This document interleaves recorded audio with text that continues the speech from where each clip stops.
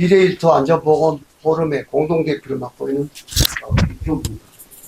오늘 개최되는 제28회 포럼은 재단법인 피플이 시스템 코리아 인증원과 공동으로 주최하고 안전보건공단의 안전문화 확산 사업의 진행도 열리게 되었습니다. 이번 포럼의 공동백채와 후원을 해주신 시스템 코리아 인증원의 김철 부장님께 진심으로 감사의 말씀.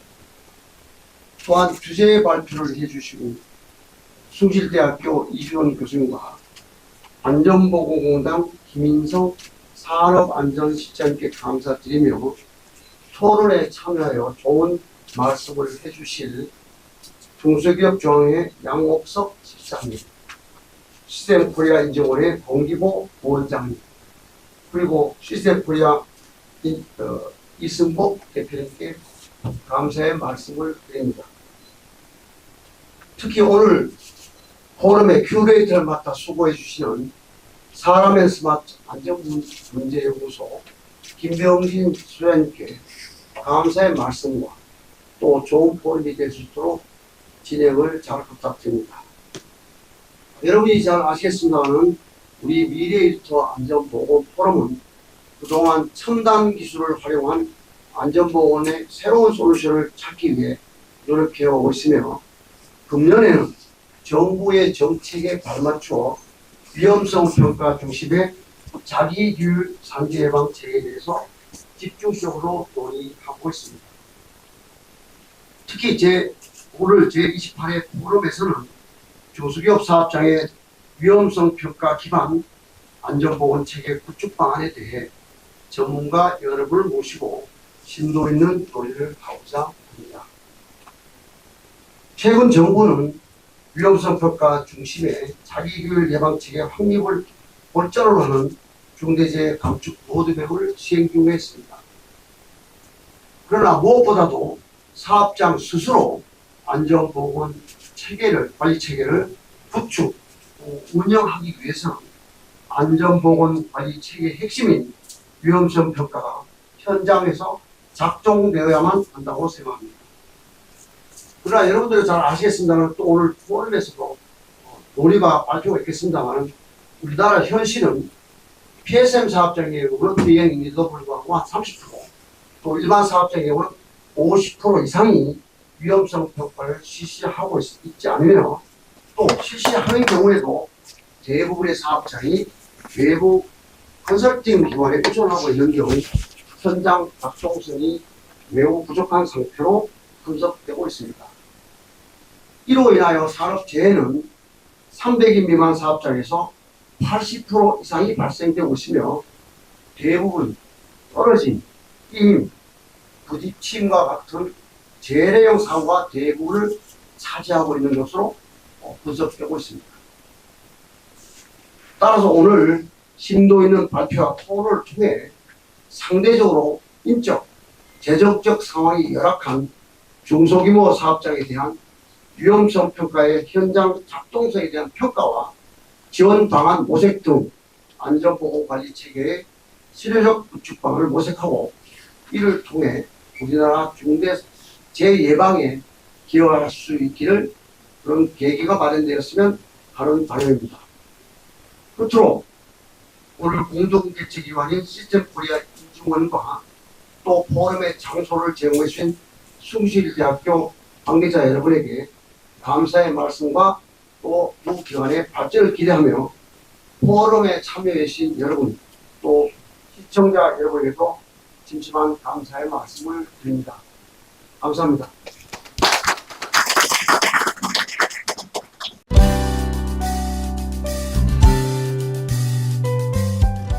그 시스템 코리아 인증원 원장을 맡고 있는 김철입니다. 하여튼 점심 지나서 이제 한참 바쁘고 지금 추석 연휴 명절이 있다 보니까 많이들 바쁠 거예요. 저희도 이제 이렇게 세미나를 한번 했는데 얼마 전에 명절 때문에 많이들 바쁘시더라고요. 이렇게 바쁘신 데들 이렇게 참석해 주셔서 감사드리고요. 저는 이제 환정서에서 사실 좀 썼습니다. 근데 제가 이제 그거를 읽기보다는 여러분들한테 좀 경험 있는 거, 그래서 허심탄회하게 저도 한마디 하고 가는 게 맞겠다 사실은 이렇게 말씀드리기 전에 감히 제가 이영순 이사장님 앞에서 또 영원한 자장이신 우리 김태혁 교수님 옆에서 제가 이렇게 마이크 잡고 있는 자체가 제가 정말 많이 떨리고 힘듭니다. 그래서 어떤 말씀을 좀 드릴까 했었는데 있는 그대로 제가 느낀 대로 현장에 있는 부분 하나 말씀을 좀 드릴까 합니다. 그래서 오늘 사실 이제 시스템에 대해서 좀 얘기를 할까. 그래도 이제 국제 기술위원으로서 또 활동을 하니까 그렇게 해서 생각을 했다가 제가 있는 그대로 좀 느끼는 부분에 우리 조직에 대한 부분을 좀 말씀을 좀 드릴까 합니다. 여기 계신 분들은 전부 안전에 대해서 업무를 또 하시는 부분이고 또 하실 분들이 있을 거라고 생각을 합니다. 저희가 보통 이제 시스템 그러면 뭐 방침을 세우고 목표를 세우고 그다음에 책임과 권한을 지정인들한테 책임과 권한을 주어져서 PDCA 계획을 세우고 실행을 하고 점검을 해서 개선 활동하는 부분에서 발전하는 부분이다 이렇게 얘기를 하는데 책임과 권한에 대한 부분이 문제가 좀 많습니다 현장에. 그래서 그 부분에서 한번 말씀을 좀 드리려고 합니다. 저희는 사실은 이제 안전관리를 하잖아요. 안전관리, 보건관리를 하는 데 있어서 그 안전관리를 누가 하느냐. 예를 들어서 말씀을 좀 드릴게요. 안전관리를 누가 해야 되냐라고 말하면 다 여기까지는 아세요. 조직원, 전 직원이 해야 됩니다. 전 조직원이 안전관리가 해야 됩니다. 까지는 다 합니다. 근데 안전관리 전 직원이 하는데도 왜 문제가 사고가 나고 이런 부분이 있을까라는 생각을 좀 더 깊이 있게 생각을 해야 되는데 그래서 좀 더 깊이 있게 생각을 하다 보면 실상은 안전관리를 잘 못해요. 우리 직원들이, 조직원들이. 왜? 딱 저는 두 가지라고 봅니다. 첫째는 특히 우리 중소기업은 그렇습니다. 이게 일이 바쁘다 보니까 내 몸보다 일이 더 중요한 겁니다. 그러다 보니까 몸보다도 일을 더 열심히 하다 보니까 관리를 못하는 겁니다. 또 한 가지 이유가 있어요. 아실 거예요. 몰라서 못하는 부분입니다. 어떻게 해야 될지 잘 모릅니다. 그러면 바빠서 못하고 몰라서 못하는 부분을 누군가 가르쳐 줘야 되는데 누가 해줘야죠? 경영자가 해줘야죠. 사장님이 대표님이 해주셔야 되는데 당장 월급 줘야 되잖아요 직원들. 그러니까 못하는 겁니다. 그럼 누가 해야 되는 거냐면 경영자가 있어야 되잖아요. 그게 우리 안전주관부서예요. 관리감독자라고 하잖아요. 관리자가 아니잖아요. 관리 감독을 하는 분이에요. 전 직원들이 자기 안전 관리하는 데 있어서 잘하는지를 보는 게 감독자잖아요. 즉 경영자라고 봅니다. 저희는 지금 원래 이제 산업법이라든가 뭐 여러 가지 법 때문에 관리자라는 말을 많이 썼는데 저는 현장 가면 그래요. 공공기관도 마찬가지입니다. 제가 대표 이사장님이나 이렇게 뵈면 항상 얘기를 합니다. 경영 얘기를 많이 합니다. 그래서 사실 우리 안전주관부서는 경영을 하는 사람이에요. 아까 말씀드린 것처럼 몰라서 못하고 바빠서 못하는 사람들이 그래도 여러분 당신이 몸이 더 중요하다는 얘기를 해주고 모르는 부분을 가르쳐줘야 되는 경영자가 돼야 되거든요. 근데 대부분의 중소기업은요, 안전주관부서는 그냥 사고 나면 땜법 처리하고요. 그러다 보니까 다른 직원들은 안전관리는 난 몰라 이렇게 돼버리는 게 대부분입니다. 그래서 저는 항상 말씀을 드리는 게 책임과 권한부터 정확히 했으면 좋겠다. 아시다시피 이 국제 시스템에서 컨트롤과 매니지먼트를 엄격히 구분합니다. 우리는 컨트롤은 그 관리라고 얘기를 하고요. 매니지먼트는 경영이라고 합니다. 그러니까 결국에는 우리 중소기업에서는 안전 경영자가 없어요. 아니 관리를 제대로 하는지 가르쳐주지도 의식도 주지 않는 경영자가 없는데 어떻게 관리가 된다고 생각하십니까? 그래서 여러분들께서 오늘은 제가 지금 환영사 대신 이렇게 말씀을 드리는 거는 전부 안전에 관련되신 분들이고 보건에 관련되신 분들이기 때문에 현장에 들어가서는 여기 대표자 계신 분은 그렇게 우리 안전주관부서는 경영을 맡기셔야 됩니다. 또 안전주관부서는 본인이 관리한다고 생각하시면 안 돼요. 자기만 하면 된다는 게 아닙니다. 전 직원들이 관리할 수 있도록 경영자가 되셔야 돼요. 그래서 그렇게 문화를 창출해서 가지셔야 된다고 생각을 합니다. 그런 의식을 갖고 있다 보면 우리가 항상 이준원 교수님이 말씀하시는 안전문화 창출이 된다고 봅니다. 그래서 저는 오늘 토론회에 보니까 저희 이제 권기보 부원장님께서도 한전 MCS라는 왜 검침하는 회사들이 통폐합해서 한 3,000명 되는 회사의 조직을 만들었습니다. 한전에. 거의 이제 사장님들 계시면서 굉장히 현장에 대한 부분을 많이 아십니다. 또 뭐 당연히 우리 김인성 실장님은 전국에 있는 현장에 대한 부분을 다 주관하시는 부분이기 때문에 굉장히 큰 좋은 말씀이 많으실 거라고 생각이 들고요. 그래서 오늘 여기 오신 분들은 이 토론을 잘 좀 들어주시고요. 그리고 아까 말씀드린 것처럼 현장에서 우선 책임과 권한에 대해서 명확하게 병행에 대한 부분을 좀 깨닫고 그렇게 진행이 될 수 있도록 여러분들이 좀 전도해서 안전문화 창출할 수 있는 부분이 됐으면 좋겠습니다. 그래서 저는 이걸 환영사 대신 이렇게 말씀을 드렸습니다. 감사합니다.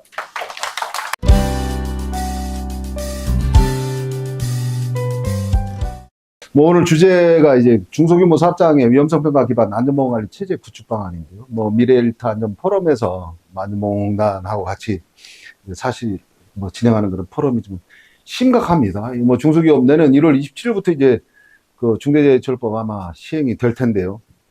뭐 과연 준비가 어떻게 돼 있나 뭐 이런 사항들, 그리고 저 안전보건관리 체제 구축하고 뭐 중소규모 사업장도 그 잘 중대재해를 예방해야 되잖아요. 뭐 그런 차원에서 지금 한 20분 정도 주제 발표를 좀 하게 되는데, 뭐 색다른 내용은 아니고요. 어떻든 중소기업은 어렵다라는 중소기업 중앙회 또 설문조사 결과도 있고 그래서 그런 내용, 그리고 또 우리나라 산업재해 현황 내용, 그리고 이제 앞으로 저 중소기업을 위해서 안전보건관리 체제 구축을 어떻게 지원해주고 구축할 것인가 뭐 이런 내용으로 해서 한 20분 정도 발표하도록 하겠습니다.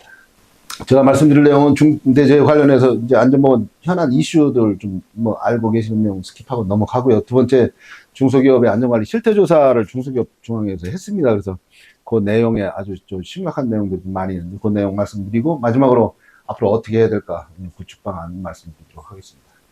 뭐 잘 아시는 대로 이제 중대재해처벌법이 작년도 1월 27일부터 시행이 돼서 1년 반 정도 시간이 지났네요. 내년도부터는 뭐 그 1월 27일부터 이제 50인 미만까지 5인 이상 적용이 되는데, 뭐 사실 좀 심각하게 저는 받아들이고 있고, 그런데 이제 뭐 정치적으로 풀 수 있는 상황이 아니고, 뭐 지난주인가요? 지난주에 뭐 유경희 본부장이 와서 발표하는 거 보니까 지난달까지 18명이 그나마 사망재해는 감소했다라고 그러네요. 그래서 좀 감소하고 있는, 이 뭐 저도 안전공단에 있어 보지만 8, 9월달, 9, 10월달 또 한 번 발생하면 또 계속 늘어나거든요. 작년도에는 오히려 늘어났었는데, 약간 뭐 그런 것들이 좀 제대로 효과가 좀 발휘될 수 있도록 해야 되는데, 제일 문제가 지금은 뭐 50인 이상 적용이 되기 때문에 큰 문제가 아닌데, 그 뭐 준비할 여력이 있고 인원이 있고 뭐 이 다 있는데 50인만 5인 이상은 이게 준비할 여력들이 없습니다. 그래서 어떻게 과연 대비를 해야 될까? 그리고 뭐 준비가 안 되면 이제 문제가 되는 거죠. 뭐 실질적으로 뭐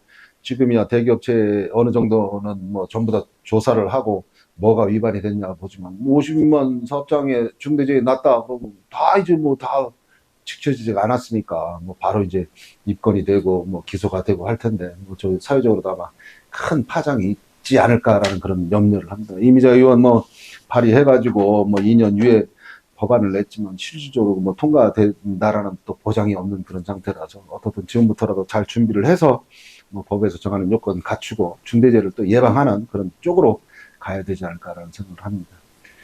뭐 산업재해 발생 현황 뭐 다 아시는 내용이지만, 어쨌든 사망자 수가 작년도가 재작년도에 비해서 작년도 1월 27일부터 시행이 되는데 143명이 늘어났어요. 사고 사망자 수도 46명이 늘어나서 중처법이 적용됐는데 왜 뭐 사망재가 안 줄었냐? 뭐 제가 봐서는 뭐 시스템이기 때문에 앞으로 한 3년, 5년 정도 지나야만 이거 재해 감소, 사망자 감소 뭐 분명히 줄어들 거라고는 생각을 해요. 근데 뭐 시기적으로는 좀 시간이 좀 걸릴 거다라는. 그리고 또 지금 현재 뭐 50인 이상만 적용이 되기 때문에 한 20% 정도만 적용이 되는 법률이기 때문에 뭐 그런 문제가 있다라는 말씀 좀 드리고요. 규모별로 보면 내가 50인 미만이 사고 사망자 수로만 따지면 80%를 차지합니다. 그래서 50인 미만에서 80%이기 때문에 지금 현재 20%만 적용돼서 50 미만이 앞으로 내년도 되면 정말 큰 일이다, 문제다라는 그런 말씀 좀 드리고요. 제조업이 전반적으로 사망자 수는 6명 감소했고 사고 사망자는 똔똔이었고요. 건설업은 사고 사망자 수가 12명 감소했고 사고 사망자 수는 15명이 감소를 했었습니다. 뭐 작년에도 전체적으로 보면 사고 사망자는 늘었지만 건설업에서는 좀 효과가 있지 않았나. 아마 안전관리비를 자유적으로 쓸 수 있었고, 또 대기업체의 협력업체, 하청업체들이 좀 일하는 상황에서 건설업체들은 엄청 긴장을 하고 안전관리를 좀 하지 않았나라는 그런 생각을 좀 해봅니다. 업무상 질병 쪽으로도 뭐 중처법에서 정하는 업무상 질병이야 뭐 열사병이나 뭐 이런 것들 급성 중독으로만 나와 있지만, 어쨌든 근골격계 질환이라든가 뇌심혈관계 질환이라든가 이런 사망도 우리가 좀 신경을 쓰고 관리해야 된다. 전체적으로 많이 늘었습니다. 2만 3천 명 정도 수준으로 해서 한 3천 명 정도가 작년대도 많이 늘었다. 자, 그러면 50인 미만 중소규모 사업장의 현황을 보면 어떻든 산업재해는 전체의 70%를 차지하고 사망자는 한 61% 정도 차지하는데 사고 사망만, 우리가 관리하는 사고 사망만을 보면 한 80% 정도가 50 미만에서 발생하더라. 뭐 산업재해 특성을 보면 떨어짐, 끼임, 재래형 단순마복재가 계속 발생하더라. 두 번째, 위험기계기구 설비에 의해서 사고가 많이 발생하고 있고, 뭐 저 근본적인 재해 원인을 보면 안전수칙이라든가 안전작업 절차 이런 것들을 안 지켜서 사고가 나는 것들이 많더라. 기계 설비에 의한 안전조치 미흡들, 특히나 이제 화학물질의 화재 폭발 누출 사고로 많이 발생하더라. 뭐 이런 산업재해 특성을 보면 우리가 이제 지원해야 될 게 뭐고, 관리해야 될 게 뭐고, 뭐 이런 사항들이 여기에서 나오지 않나라는 생각을 합니다. 어쨌든 건설업은 떨어짐, 넘어짐, 물체에 맞음이 70%, 75%, 제조업은 끼임, 넘어짐, 물체에 맞음이 72%. 그러니까 대부분의 재해가 여기서 사망재해가 발생을 하더라. 직업 관련성 질환, 근골 질환이 90% 정도 되고요. 쭉 내려가서 이제 고령 근로자하고 외국인 근로자도 심각하더라. 이 고령 근로자가 55세 이상으로 봤을 때 60% 전체 사고 사망을 차지하고 있고, 외국인 근로자도 한 12.3%인데, 외국인 근로자가 뭐 합법, 불법 다 따지면 한 50만 명 정도 되는데, 한 4배 정도가 더 많은 그런 수치로 외국인 근로자에 대한 관리도 좀 신경을 써야 된다라는 그런 생각을 해봤습니다. 어떻든 뭐 저는 이렇게 해서 그 중대재해, 사망재해를 예방하기 위한 그런 세 가지의 항상 말씀 좀 드리고 그러는데, 첫째로 내가 뭐 작업자들이 일하는 설비가 좀 안전하게 돼야 된다. 그래서 위험기계 기구들에 대해서 안전장치, 방어장치 뭐 이런 것들이 잘 돼야 되고, 또 요즘 뭐 핫하게 뜨고 있는 스마트 안전보건 기술 뭐 이런 것들, 장비들을 활용해서 근원적으로 작업자가 실수를 하더라도, 휴먼 에러가 나더라도 관리를 할 수 있는 그런 것들을 해야 된다라는 게 첫 번째 생각이고, 두 번째가 이제 시스템 안전화인데요.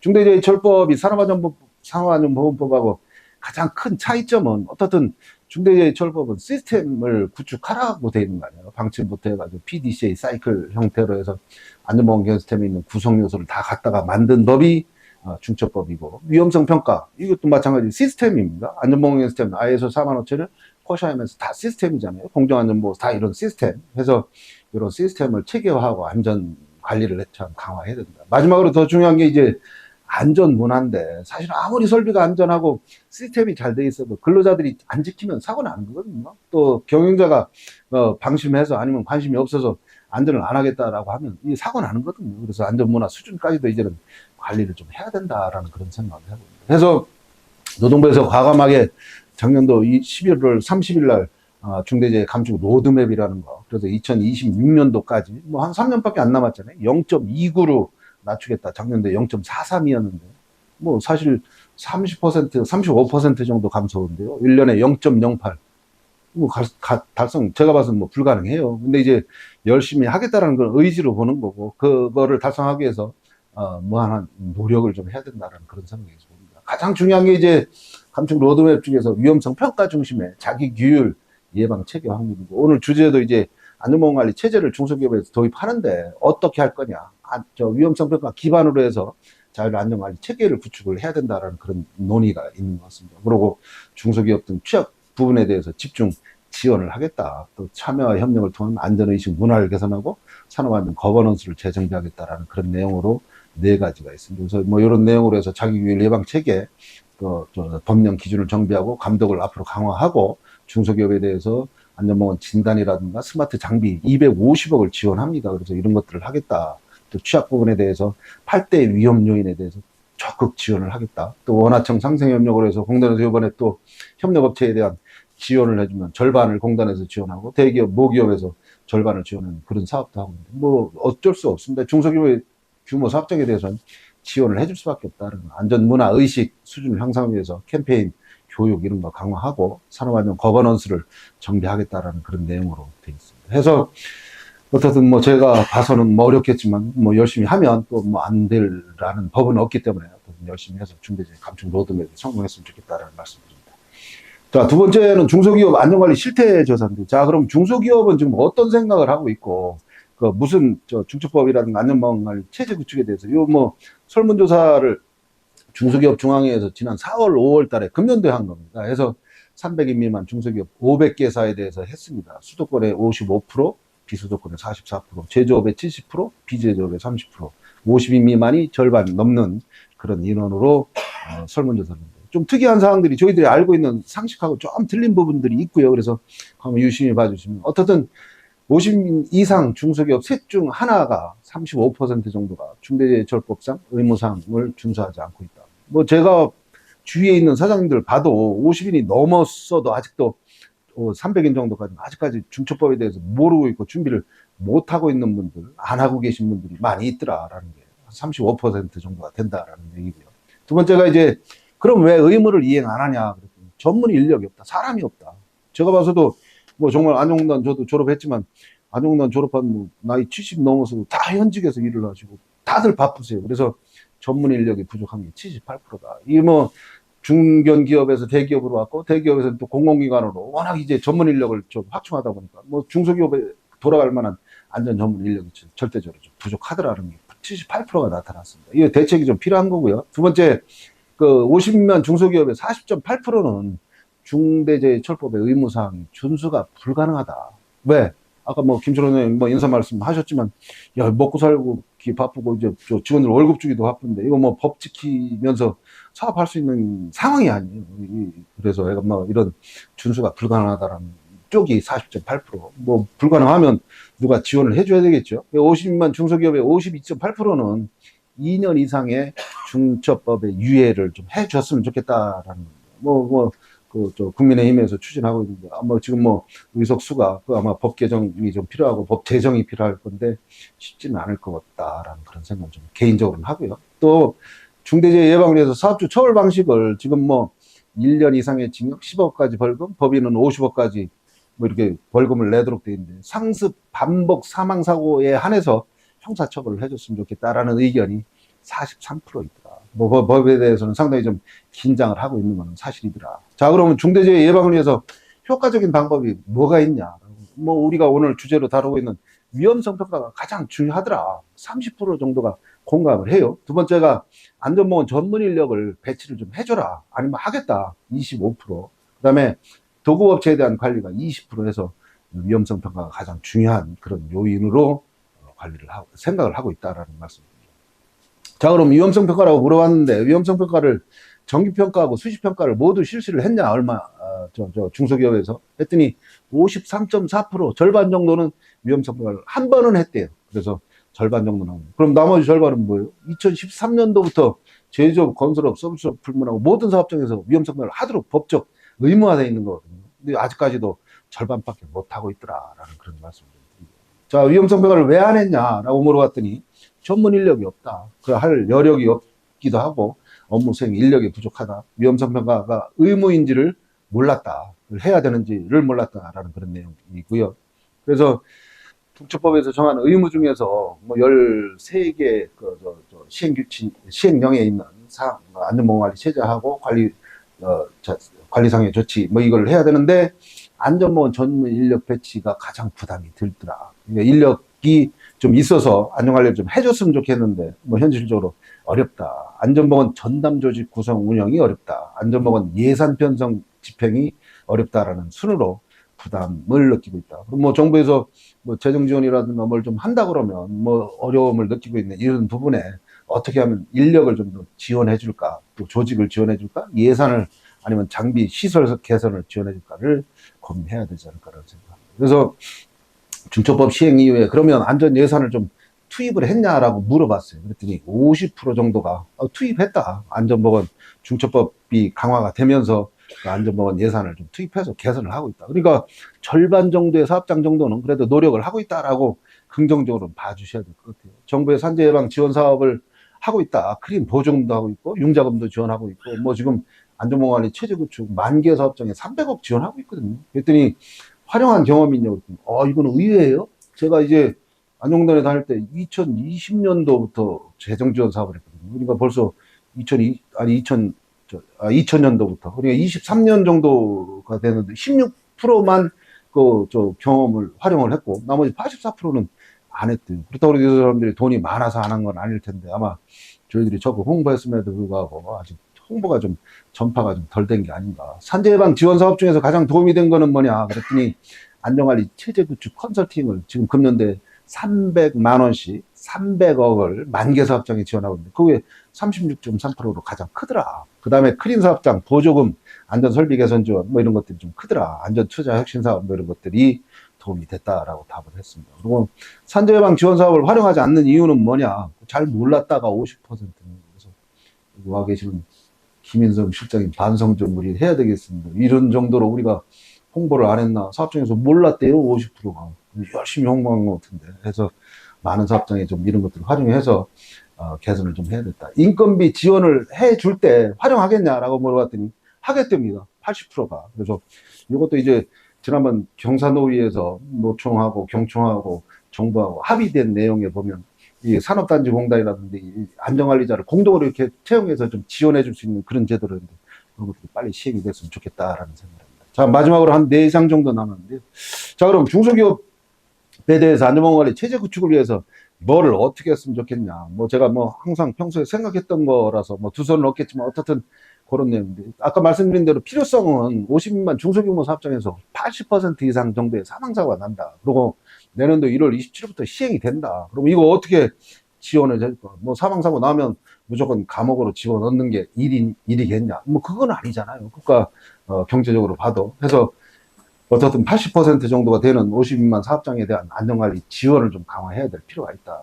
두 번째, 안전보건관리 체제 구축에 대해서 사업장에서 못하면 국가가 좀 해줄 필요도 있다. 특히 안전공단에서 운영하고 있는 예산이 1조 3천억 정도 되는데요. 그 예산이 다 이제 국가 사업주들이 낸 산재 예방 기금으로 운영이 되거든요. 그래서 사업주한테 받은 산재 예방 기금이면 사업주한테 돌려줄 필요가 있다. 대기업에서 물론 많이 내지만 소규모 사업장이 좀 지원해 줄 필요가 있지 않냐. 그래서 위험성 평가 인정이라든가 안전보건 시스템 인증이라든가 뭐 이런 것들로 해서 체제 구축을 좀 적극적으로 지원해 줘야 될 필요가 있다는 거. 마지막으로 이제 산재 예방을 위한 예산 확충이라든가 노사가 좀 적극적으로 참여해서 하지 않으면 사망사고를 줄일 수가 없다라는 게 제 생각입니다. 그래서 첫 번째 안전보건 법령이 이제 강화가 됐잖아요. 산업안전보건법도 2020년대 강화가 됐고 중대재해처벌법도 작년도 1월 27일부터 시행이 됐고 해서 이런 법 개정 강화된 내용들을 사업주가 좀 따라갈 수 있도록 체제 구축 지원해줘라. 근데 우리나라 사업장에 만 개소에 300억을 지원해주는데 우리나라 사업장 수가요 290만 개, 300만 개소 정도 되거든요. 300만 개소에서 만 개소면 300분의 1밖에 안 돼요. 만 개소씩 하면 30년 동안 지원해줘야 돼요. 물론 뭐 다는 아니겠지만 어떻든 적극적으로 이런 지원 사업을 좀 확대할 필요가 있다라는 게 첫 번째 제 생각이고요. 두 번째, 위험성 평가사라는 이런 가칭, 이 전문 인력을 활용해서 좀 양성을 해서 전반적으로 사업장에 좀 위험성 평가 50%밖에 안 하고 있다라니까 좀 해줄 수 있도록 그렇게 좀 해줘라. 그래서 자기 규율 예방 활동을 강화하기 위해서 사업장에 전문가를 좀 쓸 수 있는 그런 기회를 좀 자격제도를 좀 마련하고 산업안전기사 응시자가 엄청 늘어났답니다. 지금 뭐 몇만 명으로 늘어나고 있는데 어떻든 그런 것들도 좀 문을 좀 넓혀서 좀 많은 전문가들이 좀 양성이 돼야 된다. 지금은 시장에서 필요로 하니까 인력을 좀 더 양성해야 된다. 학교 같은데 인력 양성 사업도 좀 해야 되고요. 그 다음에 중소규모 사업장의 자율안전보건관리 체제 구축을 위해서 어떻든 매뉴얼, 절차서, 지침서 이런 것들을 업종별로 좀 만들어서 적극 보급을 하면 일단 사업장에서 좀 활용할 수 있지 않겠냐라는 생각이고요. 두 번째는 안전보건관리 활동에 정부 지원을 좀 확대해야 된다는 이게 그 사업장 스스로 할 수 없으면 정부가 지원해줘야 될 국가의 존재 의무 아닌가라는 저는 뭐 기재에 그런 생각을 가지고 있어요. 코로나 때 우리가 재난지원금 받아서 한 것처럼 야, 그 100만 원 한 번 쓰면 뭐 12조인가 뭐 몇 초씩 나가야 된다. 어떻든 사업장에 대한 기술지도 컨설팅 좀 대폭 확대를 해야 된다. 또 융자금, 보조금 대폭 확대를 해서 사망사고 안 나도록 해줘야 된다. 또 안전 관계자, 관리감독자, 안전보건 교육도 지원을 해줘라. 그리고 사업장의 공모사업 뭐 이런 것들을 확대해서 민간단체에서도 같이 재예방을 할 수 있도록 이렇게 미래일타안전포럼이라든가 이렇게 열심히 하는 기관들에 적극적으로 좀 자금 지원을 해서 안전을 좀 인프라를 강화하는 그런 노력들을 해야 된다라는 생각을 합니다. 세 번째가 시스템적 안전보건관리 체제 구축인데 어쨌든 위험성 평가 이행 또 인정 이런 것까지 확대를 해서 사업장에서 안전보건관리를 잘 해서 중대재해를 예방할 수 있는 그런 노력을 좀 해줘라. 지금 안전보건 시스템이 결국은 중대재해처벌법이 경영 시스템에 있는 거를 따온 건데, 뺏겨온 건데, 어떻든 코샤MS는 약 2,000개 정도밖에 인증이 지금 안 되고 있는데, ISO 45,000이 약 10,000개소 정도가 넘었거든요. 이게 중처법 시행하기 전, 3년 전만 해도 ISO 인증 사업장이 5,000개밖에 안 됐었어요. 중처법이 시행이 되면서 거의 2배 정도로 10,000개소가 넘는, 지금 10,000개소가 훨씬 더 넘을 겁니다. 그래서 앞으로 이제 체제 구축을 위한 안전보건 시스템 ISO 45,000을 같이 연결을 좀 해서 그쪽에도 좀 인증 지원을 좀 해줬으면 좋겠다. 또 의무 이행을 위해서 중소기업에 대해서 유해원 방지 계획서라든가 PSM이라든가 법적인 의무사항들, 다른 건 몰라도 50 미만은 여력이 안 되니까 컨설팅 비용 적극적으로 지원을 해서 해줬으면 좋겠다라는 생각합니다. 마지막으로 이제 스마트 안전보건 기술 장비 지원인데요. 뭐 제가 뭐 스마트 안전보건 협회를 맡고 있다서가 아니라 어떻든 지금까지 과거 10년, 20년 동안 사망사고 만인율이 거의 0.4대에서 0.5대 왔다 갔다 하거든요. 이거 획기적으로 줄일 수 있는 방법은 어떻든 아까 말씀드린 대로 근로자가 아무리 실수를 하더라도 근원적으로 재해를 예방할 수 있는 스마트 안전보건 기술. 여러분들 잘 아시는 대로 AI, 인공지능이라든가 빅데이터라든가 IoT, 로봇, 드론 뭐 이런 것들을 활용해가지고 산업안전관리를 좀 체계적으로 좀 해줘라. 근로자가 실수를 해서 뭐 정말 위험에 처하려고 해도 처하지 못할 수 있는 그 스마트 안전보건 기술 장비들이 많이 개발이 됐으니까 공단에서도 금년도에 시범사업으로 250억을 지원하고 있는데 이거 뭐 1,000억, 2,000억 필요하면 해줘야 된다. 그래 근원적으로 지게차하고 충돌하고 싶어도 충돌하지 못하도록 지게차에서 1년에 36명이 과거 10년치 평균 내면 사망을 하거든요.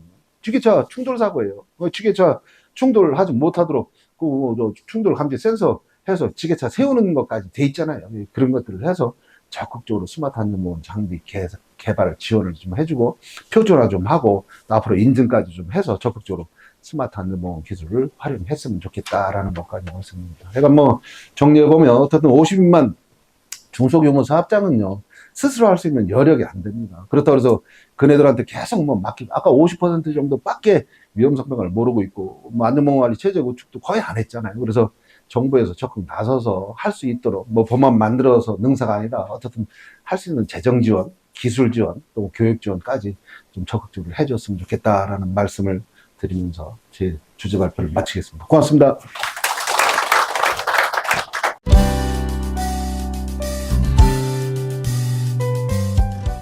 저는 그 안전보건관리 체계 구축을 위한 컨설팅 사업에 대해서 처음에는 위험성 평가에 대해서 제가 지원을 받고 시작하는 줄 알았더니 체계 구축 컨설팅 관련으로 해서 성과 부분에 대해서 좀 이렇게 주제 발표를 해달라고 부탁을 제가 받았는데요.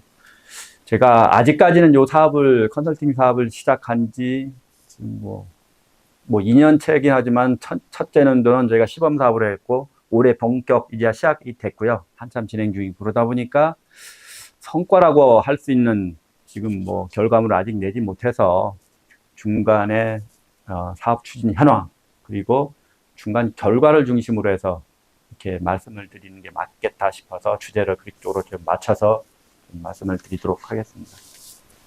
안전보건관리 체계가 지금 안전보건이라는 게 기존에 우리 고용노동부라든지 안전보건공단 그리고 민간 전문기관 중심으로 많이 이루어졌는데 제가 오전에 중소벤처진흥공단 회의를 갔다 왔거든요. 그래서 깜짝 놀란 게 가다 보니까 또 체계 구축 관련으로 거기도 보조금 사업을 계획을 하고 있더라고요. 그러니까 거기는 바우처식으로 형태로 더 지급하는 이런 사업을 시범 도입하려고 준비를 하려고 하고 있고 거기도 통계 기반된 게 아까 우리 교수님 말씀하신 중소기업 중소기업 중앙회죠. 거기 통계 기반으로 해서 중소기업 사업주님들이 이 중대법 관련으로 해서 이런 체계 구축 관련해서 굉장히 어려움이 있고 체계 구축 컨설팅 기술 사업이 가장 필요하다는 그걸 절박함을 느끼고 있어서 중소벤처진흥공단에서도 저희랑 하는 유사 사업을 준비를 하고 있었는데 뭐 이런 얘기 저런 얘기를 뭐 해주고 왔는데요. 제 주제 발표를 이어가면서 같이 가면서 좀 말씀을 드리도록 하겠습니다. 최근에 안전보건은 이렇게 보시면은 굉장히 많이 변하고 있습니다. 그러다 보니까 이런 변화 속에서 우리 안전보건이 살아남을 수 있을까? 그래서 굉장히 우리 ILO에서도 관련 위기이다 또는 이게 기회다라고 많이 보고 있고요. 현 정부에서는 그 국정과제로 기업의 자율안전 체계 구축, 오늘 주제하고도 비슷하죠. 이 지원을 약속을 했고 그 일환으로 중대재해 감축 로드맵을 지난 11월 30일에 발표를 했습니다. 이 로드맵의 그 관련 내용 중에 하나가 전략 첫 번째 게 자율안전 체계 구축 확립이거든요. 여기에 위험성 평가 관련 내용이 다 들어있고요. 키워드는 위험성 평가라는 게 계속적으로 나오게 됩니다.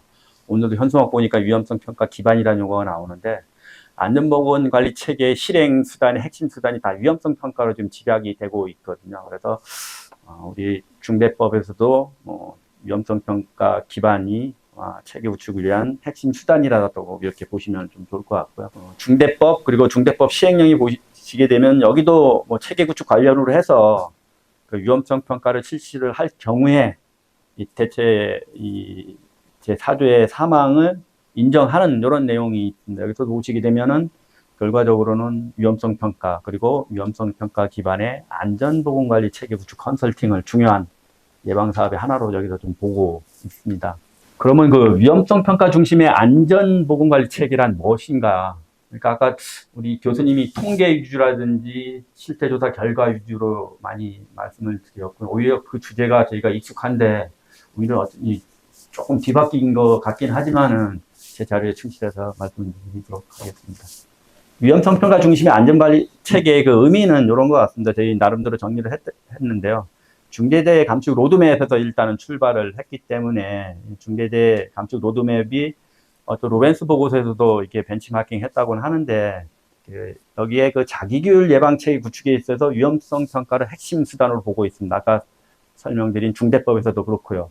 이 핵심 수단을 사용해서 크게는 7가지 체계 구축에 필요한 핵심 요소 중에 그 위험 요인 파악하고 그 위험 요인의 제거, 대체, 그리고 통계라는 이런 내용이 나옵니다. 이거를 강조한 안전보건관리 체계가 위험성 평가를 기반으로 한 또는 위험성 평가 중심의 안전보건관리 체계라고 좀 정리를 좀 할 수 있을 것 같고요. 필요성은 일반적인 내용입니다. 여기 분들 다 아시는 내용일 겁니다. 그동안의 그 촘촘한 정부 규제와 처벌로는 예방의 한계점을 좀 느끼고 있고요. 그리고 많은 사업장이 타율적 규제에 길들여져 있다 보니까 자체적인 위험 요인 개선에는 역량이 계속적으로 이렇게 좀 부족해 나는 좀 느끼고 있고요. 주요 선진국, 영국이나 이런 데 독일에 보게 되면은 노사의 자발적인 노력 촉진에 관련 내용이 많습니다. 이게 결과적으로는 중대재해 감축의 결정적인 계기로 작용했다는 교훈을 좀 저희가 얻을 수 있을 것 같습니다. 구체적으로 보게 되면은 영국 같은 경우는 저희 산업안전보건법이라든지 안전보건 기준에 관한 규칙하고는 조금 다르게 그 목표를 제시하는 그런 규제를 통해서 기업의 달성 방식에 대한 자율성을 좀 부여를 많이 하고 있습니다. 그리고 독일은 노사자치 입법으로 재해방 규칙을 제정을 해서 산업 환경에 맞는 기업 자율재해방 활동이 정찰될 수 있도록 법 체계를 도입했고요. 그래서 결과적으로 노사의 자발적인 노력이 굉장히 중요하다. 그리고 자체 규범으로 이용되는 그 위험성 평가 제도를 핵심 수단으로 사용하고 있는 게 사실이다라고 여기서 교훈을 얻을 수 있을 것 같습니다. 그래서 저희는 그 내실 있는 평가가 수행될 수 있도록 체계 구축 여부에 중점을 둬야 하겠다. 그리고 정부 규범 하에 자체 규범을 설정하고 그에 따라 위험성 평가 실시되도록 유도할 필요성이 있다. 그리고 위험성 평가를 핵심 수단으로 위험 요인을 파악하고 대처하고 제거하는, 통제하는, 그리고 이를 지속적으로 개선하는 활동을 체계적으로 수행하는지 유도한 것에 대한 또 확인도 이렇게 같이 필요하겠다. 이런 내용으로 좀 접근 방법을 정리를 할 수 있을 것 같습니다. 그래서 그 체계 구축을 저희 공단에서는 크게 7가지로 해서 이렇게 나눠서 저희가 컨설팅 사업을 좀 하고 있고, 교육이든 간에 어떤 7가지 틀에서 저희가 설명을 저희가 하고 있습니다. 여기 보시게 되면은 1번이 위험 요인 파악, 위험 요인 제거, 그 다음 경영자 리더십, 근로자 참여 비상조치 계획부터 평가 및 개선이 있는데 조금 순서가 바뀐 것 같죠. 그죠? 보통 보면 우리 안전보건 경영 시스템이든 모든 시스템에 들어가서 보게 되면 경영자 쪽 관련이 먼저 있거든요. 저희도 원래는 경영자 리더십이 먼저고요. 근로자 참여, 그다음 위험 요인 파악, 제거 대책 통제, 요까지 이런 순서로 이렇게 했었는데요. 제가 현장에서 컨설팅을 해보니까 이게 중소규모 현장에는 안 먹힙니다. 왜냐하면은 저희 직원들 또는 민간 컨설턴트들이 가서 그 사업장을 처음 방문했는데 대화의 주제가 연결이 안 된다는 겁니다. 그냥 앉아서 이론적인 얘기만 먼저 시작을 하다 보니까 사업주한테 체계 구축에 대한 어떤 현실감이 떨어진다는 겁니다. 그래서 저희가 순서를 바꾼 게 컨설팅 할 때는 먼저 이 컨설턴트 또는 우리 공단 직원이 그 현장을 먼저 사업주만큼 알아야 되겠다. 그래서 현장의 위험 요인을 파악하고 이 관련되는 내용을 먼저 실행을 하고 이러한 결과를 바탕으로 경영자와 면담을 통해서 경영자 리더십이라든지 근로자 참여를 이끌어내는 이런 쪽으로 제가 순서를 바꿔서 실행을 좀 하고 있습니다.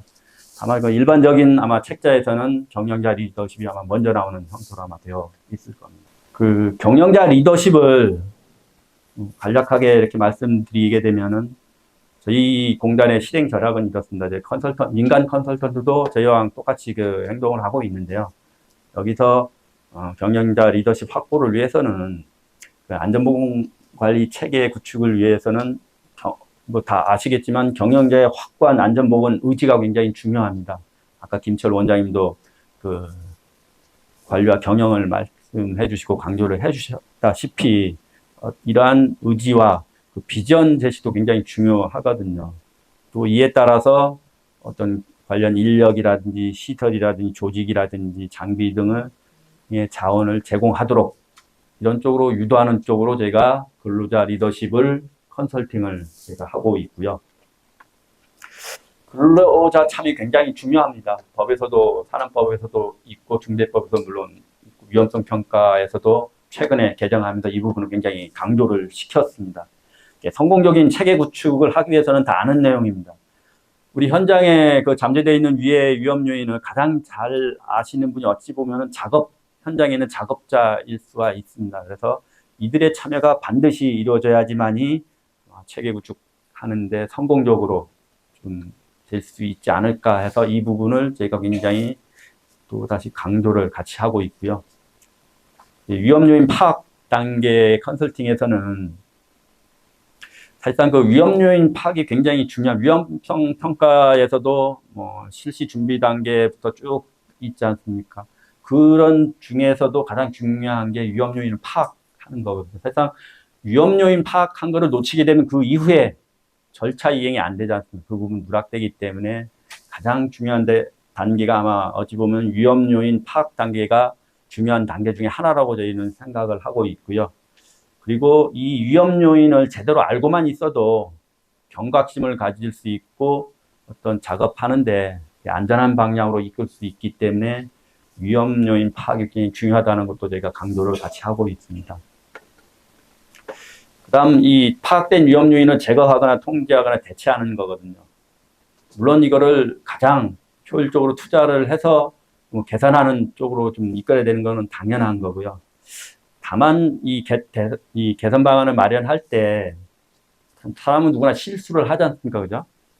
저희가 뭐 길을 갈 때나 운전할 때나 항상 실수할 수 있다는, 그리고 기계 설비는 항상 고장이 날 수 있다는 이런 점에 유의해서 같이 개선 대책을 마련해야 되겠다는 쪽으로 저희가 접근 실행 절약을 하고 있고요.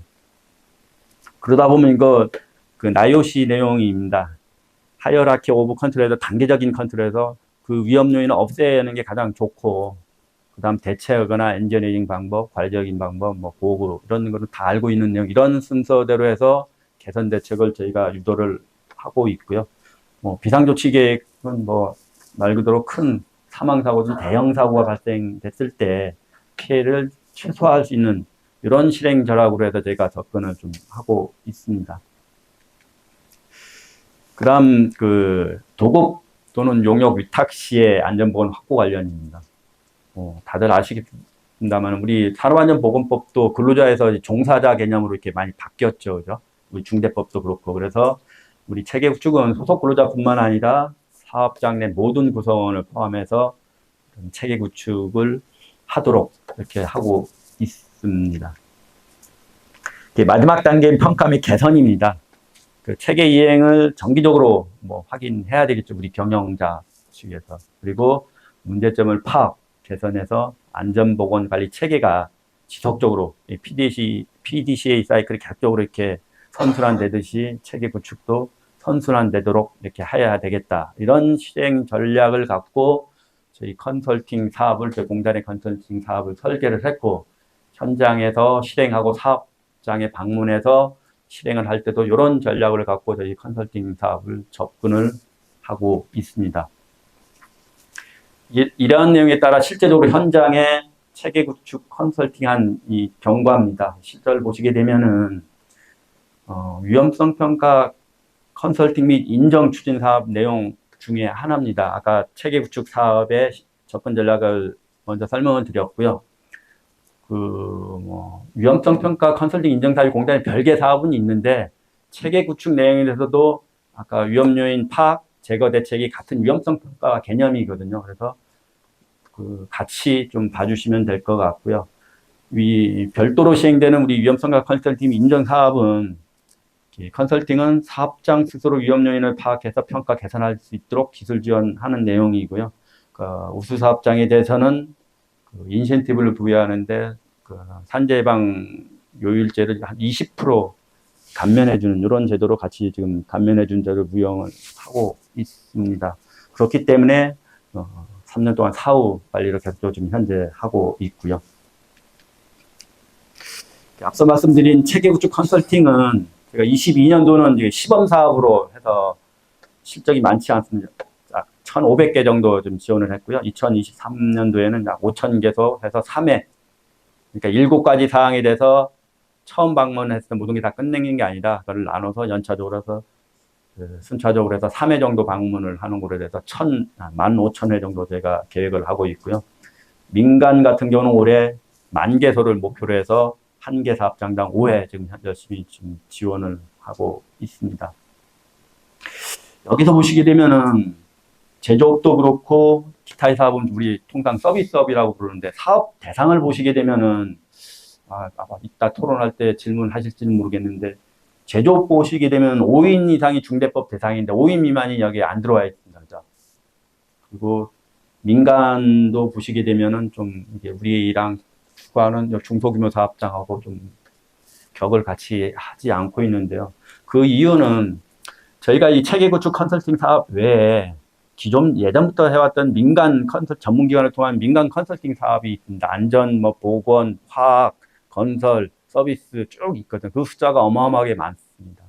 그분들이 대부분 다 5인 전후로 이렇게 대부분 방문하고 있어서 그 사업과 사업 대상을 중복을 피하기 위해서 이렇게 진행을 하고 있고요. 물론 그 사업에 대해서도 위험성 평가 기반의 컨설팅 사업을 같이 하고 있고 중대법에 따른 체계 구축도 안내를 같이 하고 있기 때문에 오면 이 내용만 봐서는 누락됐다고는 볼 수 있는데 사업장 방문해서는 이런 부분까지 같이 컨설팅하고 있다라고 이렇게 봐주시면 좋을 것 같습니다. 그래서 아까 민간은 저희가 그 컨설턴트를 양성을 해서 컨설턴트를 통해서 지금 현재 민간 수행을 하고 있습니다. 그래서 22년도에 한 600여 명을 제가 양성을 했고요. 23년도에는 제조 분야 약 870명, 건설 분야 139명에서 약 1,000명 가까이 양성해서 지금 현재 약 1,700명 정도가 지금 민간 컨설턴트로 지금 활동을 하고 있습니다. 이분들이 그 현장에서 그 10,000개 사업장에 대해서 이제 올해 지원을 하고 있고요. 내년엔 더 20,000개소까지 확대해서 저희가 지원을 할 예정입니다.